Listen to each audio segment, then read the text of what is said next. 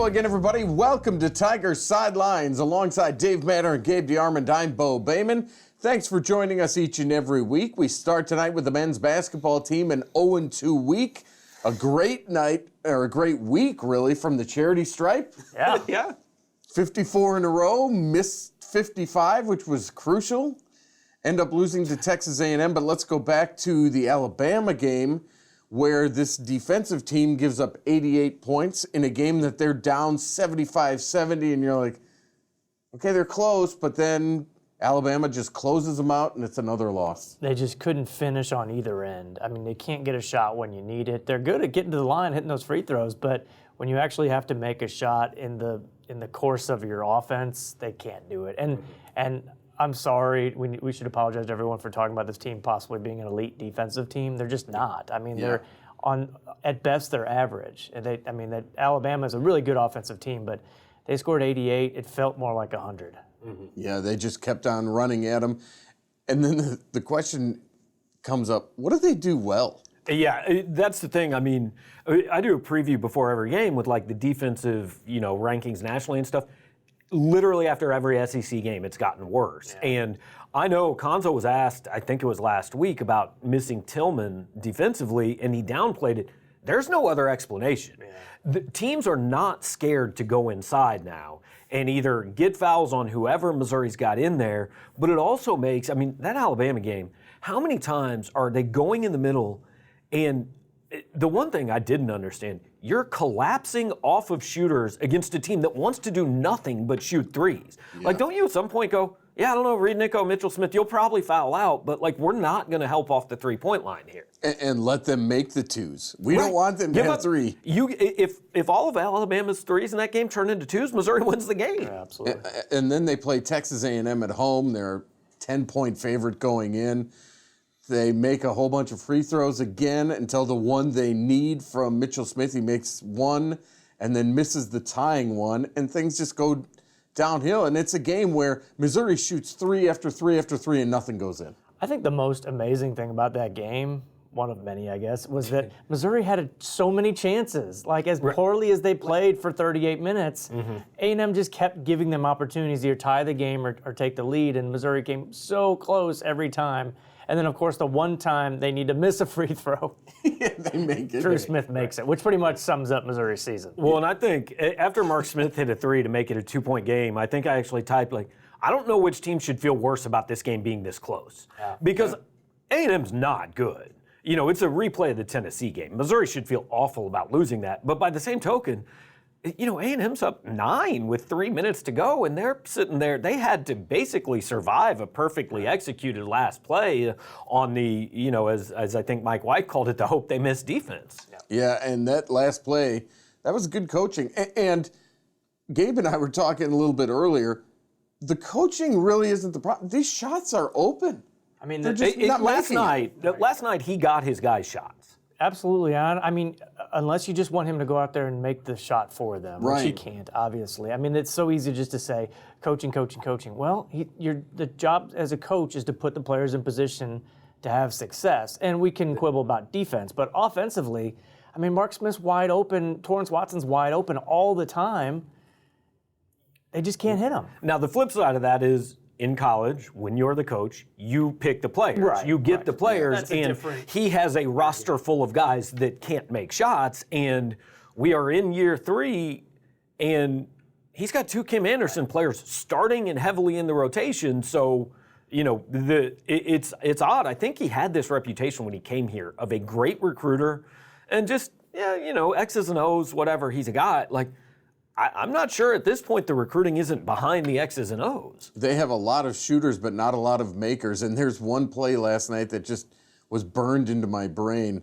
Torrance Watson is on the side in the corner, misses a three. The rebound goes right to Xavier Pinson, hits him again. He goes up for it, misses the three again. They have just a blind faith in their ability to hit threes, and if they're open, they're going to take them. And that's the thing. We've seen games in the past here, just the recent past, where they've passed on some of those looks and found something better, whether it's a drive inside or get to the line, get some free throws, and they did a decent job of getting to the line last night. That wasn't the reason they lost necessarily, but Man, it's just the judgment sometimes. The basketball IQ is just not there all the time. Well, and I thought watching that game, I don't know if you guys thought, they were passing up some open 2-point shots. I mean, maybe not layups, but they were passing up some mid-range jumpers to kick it out. And maybe the 3-point guy is more open, but at some point, and I asked Konzo after the game, and he basically said no. At some point, you just have to say, look, guys, they're not going in. People always say, there's a reason you're open. You can leave everyone on Missouri's team open right now, and Buzz Williams was doing that. He had 5 guys basically in the paint saying, I don't know, shoot it. If it goes in, we're going to lose. He said that after the game. I asked him, what was your defensive strategy coming in here? And he said, not just tonight, but he's like, our strategy is to let them take as many threes as they can and then contest them as best they can. And that's pretty much what happened. And so Konzo's thinking, hey, shoot or shoot, and eventually they have to go in. He doesn't have any shooters. Yeah, they absolutely haven't. So they lose that game 66-64. They're now 1-5 in the SEC, 9-9 overall. And Dave, somebody said, hey, this is a game that they have to win. And I was like, for what? Well, if you're going to do anything, if you're going to salvage this, I mean, this is the soft middle of the conference schedule. Absolutely, there's no doubt about it. This is probably, on paper, their best chance to win a conference game because the 2 worst teams, I guess Ole Miss comes to Mizzou. Ole Miss and Vanderbilt are at the bottom of the league right now, but Vanderbilt doesn't come to Missouri. You got to go to Nashville. They have 2 games with Ole Miss. A&M was really struggling non-conference. Hey, they got 3 conference wins right now. They still go to South Carolina pretty soon. They go to A&M. These were the chance to get some conference wins. And from there, it's at LSU, at Arkansas. They're not winning those games. But like both saying, I mean, it's the difference between 14 and 17 or 17 and 14. Like, honestly, who cares? In college basketball, truly, if you're not in the NCAA tournament as a high major team, nobody cares. But you got to show some progress, don't you, this year? I mean, but at this point, what can they do to show progress from last year? To me, nothing. Get out of the first round, first day of the SEC tournament. I mean, finish 7th, finish 6th. Yeah. Any update on Jeremiah Tillman? No. He's just out. Yeah, he's out for a while. I won't be shocked if we don't see him play again. He's off crutches. But I mean, that's not the only progress we've seen. But we've seen him not in the lineup, and then you have to go with, like, Reed Nico, and God bless him. He plays hard. You don't have to. Konzo has to because he thinks he has to have a 6'10" guy on the floor. Yeah. You don't have. Now, last night, Kobe Brown's 6, so maybe that changes it. But, you've got Kobe Brown. You've got Trey Jackson on the bench. You don't appear to ever actually have him on the floor for reasons kind of unbeknownst. I mean, I think it's fair at this point to start wondering what's he going to do at the end of the year because if you can't play in that game, I don't know when you're going to play. They just don't trust him defensively. I mean, I think it's pretty obvious at this point. And Konzo, he's done this before. When they get in a rut, he defers to his older guys all the time because he doesn't. Not to say those guys have proven anything, but he doesn't trust the young guys. I mean, when were they out of the rut? And it doesn't get any easier because now you go to ranked West Virginia, and then you have to play Georgia next Tuesday. That one's at 7:30. I mean, again, you were 9-7 going into the week. I think you're staring under 500 and out of the postseason overall. Yeah, absolutely. I mean, there's just, they only play one more ranked team the rest of the year in conference play. That's Auburn. But LSU is right there on the cusp, and you've got to go to Baton Rouge. You still have 2 with Arkansas, and they look really good. There's some bad teams in this league, probably worse than there has been the last few years, but you might be one of them. And Missouri just lost to one of the worst at home. Yeah. Unbelievable. So the women's team, by the way, they did get a win, winning at Ole Miss after losing to South Carolina. Of course, South Carolina #1. We talked about that last week. So the Tigers are 2-4 in the SEC, 5-14 overall. They did, however, get that big road win. And if there's something that you can try to build on, it's getting a road win in the league. Hey, there's something to be said for that. I mean, this team was buried, and they're still way at the bottom of the conference standings or the overall standings if you look at their overall record. But they went and won a road game in the SEC. I mean, they can at least say right now, hey, we're not the worst team in this league. And, hey, we're not the worst basketball team at Missouri. I mean, 3-10 in the non-conference, and they've got a better record than the men do in a league that's way better. Do you think that Robin Pinchton uses this right now as, hey, go play free, does it really matter what happens? Let's see what we can do. Well, you still want to see those freshmen make progress. I mean, you don't just want to say, hey, whatever happens, happens. I mean, you build on this for next year.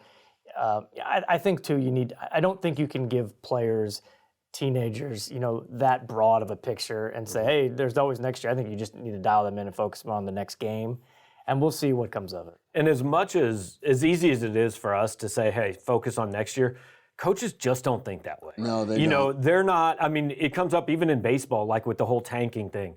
No, we're trying to win every single game because we don't want to go out there and lose tomorrow. Especially when you have seniors, and their seniors aren't playing great, but that's not fair to them to sit there and say, hey, it's January, we're playing for next year. It's just not fair. And Asia Blackwell's been playing very, very well recently. She has, and then the future's really bright with her and Haley Frank. I mean, you've got to build around those two. You can't, not to say that Robin didn't recruit after getting Sophie, but they didn't get another Sophie for another 3 years, and who knows if they really got one. But you've got to keep recruiting. And they do have players in reserve that they will count on next year who are sitting out this year. Yeah, they have like 9 transfers sitting on the bench, I think. So there's reason to, I mean, it should be better next year. We don't know how much better. But Absolutely. The next game is at number 12, Texas A&M.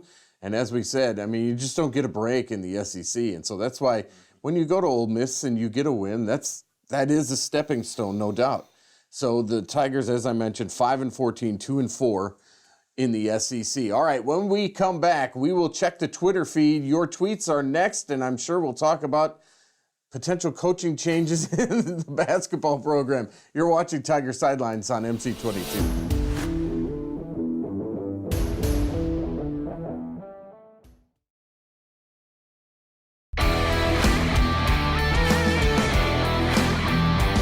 Welcome back, everybody. This is Tiger Sidelines on MC22. We're at Tiger Sidelines on Twitter. Once in a while, we might pick up the stool and, want to hit each other with it. But we'll check the tweets right now. Miami Matthew says, you can make a bad hire or two and still be a relevant program, but for Mizzou, it's getting to the point where today's recruits don't really remember when Missouri basketball was consistently good. What does Konzo have to do to turn this around? I mean, the answer to the actual question is he's got to get some guys who can score. But I actually had this conversation with somebody last night. I think it's Missouri's biggest problem right now. You are now, I mean, take away 2017, people paid some attention. But you are now realistically 7 years removed from this being a relevant basketball program, not only nationally, but even to its own fans. And so the kids you're recruiting, they were 10 last time you were good. They probably don't really remember that. I think this is more about winning the fans than recruits because when the kids that are going to Auburn right now, when do they remember Auburn being good? Or Tennessee or Texas Tech? I mean, I don't know if the kids care that much. I think it's more about the fans and that they are the ones you need back. And the ones that are paying for tickets right now, the younger generation, recent graduates, they don't remember good basketball. Right. And, people like to bag on the students for not going to games. You know why they don't go to games? Because the students the year ahead of them don't. The people they know don't, because it's not a thing, and this is fully on the team to me. Like, you've got to give people a reason to show up. And Missouri basketball has, outside of a couple nights in 2017, given nobody any reason to show up, really since Frank Hayes' first season. Because even those last 2 years, they won 23 games. I remember sitting at those games and thinking, this is awful to watch. It's just Jordan Clarkson going one-on-one with everybody. Yeah. Good teams don't lose at home either. I was just looking up last night. Illinois won at Purdue. That was a big deal. Purdue has lost 5 home games in 5 years. How many Missouri won this year lost? 3? I think so, because I remember tweeting after the Tennessee loss, they lost 4 home games in 5 years at one point. And then since then, they have averaged over 5 home losses per season. I mean, that's impossible to do. During the broadcast last night, they had the all-decade team as picked by ESPN for Missouri. Obviously, it's not very... I mean, it was Phil Pressey, Marcus, Kimmy, Lawrence, and Ricardo Ratliff. Cassius Robertson is the only guy you can make any argument for that played a game after 2014. Right. Yeah. Absolutely, and that's part of the problem. Why, in your opinion, do we have trouble consistently making shots? It seems like we get decent looks at the basket most of the time. We're just unable to convert. They just can't shoot. Yeah, it just comes down to talent.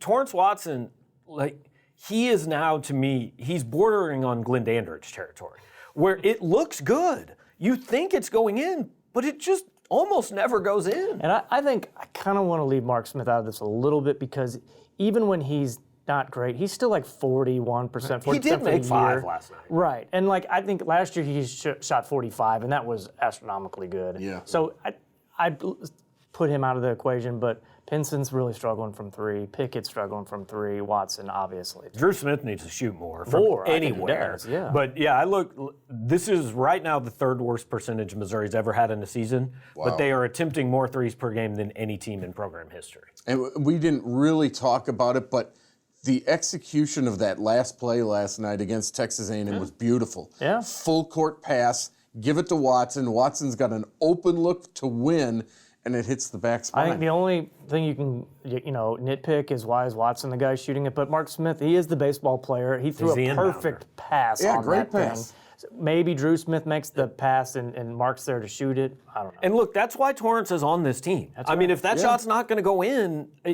what's he bringing? Right. Absolutely. Corey wants to know, how would you compare this 6-year stretch of futility for the men's basketball program to any worse 6-year stretch in the football program in the 80s or 90s? I mean, it's a little different because, again, they did have 2017. They made the tournament. Right. It's not like Missouri was bad for 2 years and then made the Holiday Bowl and then was bad for 3 more. And also, and maybe it's been misguided, but there's hope. Like, people thought this team was going to be good. Those teams were, when I was growing up, I remember I came to Mizzou in the fall of '94, and I just said, man, if they could just go 6-5 and make one bowl game before I left, that'd be amazing. And they did, and it was amazing. Right, and the difference, too, it's hard to compare eras because those games, none of them were on TV because Missouri was so bad and games weren't on TV back then as much. Yep. So they were completely irrelevant. Now, they're not good, but they're sort of relevant because the fans see it all. And so they're almost more scrutinized now than that football program was. Is the slow down defensive style that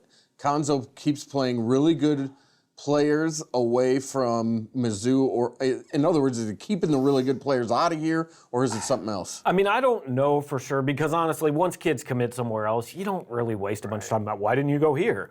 But I do understand the people that think a Caleb Love or a Cameron Fletcher or an EJ Liddell is watching this team play and go, I don't want to play in that system. Yeah, right. At this same token, if they're the fastest team in America and they have the same record, it's still not very attractive. So do players want to play in that? I think it really does come down to winning games, playing in front of big crowds, being relevant, style of play. It's easy to criticize when you're losing, I think. Rodney says, if the slide continues, is there any chance we'd have a new coach next season? I can't answer this question anymore, so I don't know if you It guys is want to. exhausting, isn't it? Yeah, I'm asked every day. It's illegal. Like, they would get sued if they fire him before next season, and they would lose the lawsuit. Right. How does the experience of this Mizzou football staff stack up against ones from the past? Hard to tell. I don't know. Hard to judge. I mean, there's a couple young guys that haven't been in a major program before, so let's not build this up like it's Alabama staff or Clemson staff. Right, and every new staff, everybody's excited about it because they haven't lost a game. They haven't done anything wrong yet, and that doesn't mean they won't be good. But I don't know. You got a bunch of guys coaching defensive backs. What's with all the defensive back coaches? Who's going to coach that hybrid safety / linebacker? I mean, that position may not exist. Yeah. We don't really know. But, 3 defensive backs coaches was that's weird. It's when you don't have an offensive coordinator, and you don't technically have a quarterbacks coach, although they have a receiver quarterbacks coach. You have an extra guy, essentially. And it'd be nice to have some questions answered, but that hasn't happened yet. And things like this, my first thought when I saw this yesterday was, remember how hard they were fighting for a 10th assistant? Yeah. yeah. For what? For what? You have 3 defensive backs coach and a special teams coach. All you're looking to do is pay somebody another $200,000. I mean, there have been a lot of stories written about this. Where's all the money going? It's going to all these just empty jobs in athletic departments. Everybody loves this idea of a special teams coordinator, but the last couple of years when they had one, Andy Hill, he spent most of his practice watching as much as we did. It wasn't the right special teams coordinator, Dave. It's not a very efficient job. They stand around and watch a lot. Watching punters at practice is the most fun thing. We spent a lot of time doing that over the years. Craig wants to know, why has Minnesota been successful at building a winning program and poaching top players from the state of Missouri while Mizzou was inconsistent over the Odom administration? I honestly, since Lawrence Maroney, I don't know who we're talking about, the top players from Missouri that have gone to Minnesota. Do you? And they had the kid from East St. Louis that never played. Right, they had a kid from McClure North who got arrested and never made it to campus. And they've gone to as many bowls under their coach now than Barry went to. Like, they had a really good year this year. They had Missouri's 2013 this year. Yeah. And maybe they'll have it again next year, but maybe they won't. Sean Dizzle wants to know, how many beers did you have Sunday to celebrate the Chiefs? I had 2. Only 2. I didn't have any. I had 1.5. I wasn't really celebrating. Right. Bo was not celebrating either. Yeah, about 3 hours later, I was really not celebrating. All right, when we come back, we'll talk a little bit more about Coach Drink and what he's got going on as we get closer and closer to spring football. You're watching Tiger Sidelines right here on MC22.